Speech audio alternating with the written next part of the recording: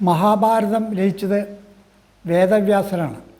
അതിൻ്റെ പ്രകാശന കർമ്മം നിർവഹിച്ചത് അദ്ദേഹത്തിൻ്റെ ശിഷ്യൻ വൈശമ്പായന മഹർഷിയും. ദ്വാപരയുഗ സന്ധിയിലെ ഒരു രാത്രിയിൽ പരീക്ഷത്തിൻ്റെ മകൻ ജനമേജയൻ്റെ സർപ്പയജ്ഞശാലയിൽ വച്ചായിരുന്നു മഹത്തായ ആ ചടങ്ങ് നിർവഹിക്കപ്പെട്ടത്. അന്നവിടെ രാജാക്കന്മാരും പണ്ഡിതന്മാരും വിദ്വാൻമാരും മറ്റ് പൗരോഹിത്യ പ്രമാണിമാരും മഹർഷിമാരും തിങ്ങി നിറഞ്ഞ സദസ്സിൽ വച്ച് വ്യാസൻ ശിഷ്യനെ കൊണ്ട് ആ ചടങ്ങ് നിർവഹിപ്പിക്കുകയായിരുന്നു.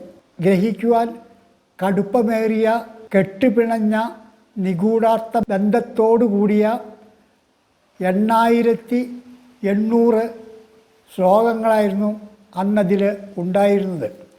പിന്നീട് പല കാലഘട്ടങ്ങളിലായി ഓരോ മഹർഷിമാർ അതിന് വ്യാഖ്യാനം കുറിച്ചപ്പോൾ ഈ ശ്ലോകങ്ങളുടെ വലിപ്പവും എണ്ണവും വർദ്ധിക്കുകയാണ് ഉണ്ടായത്.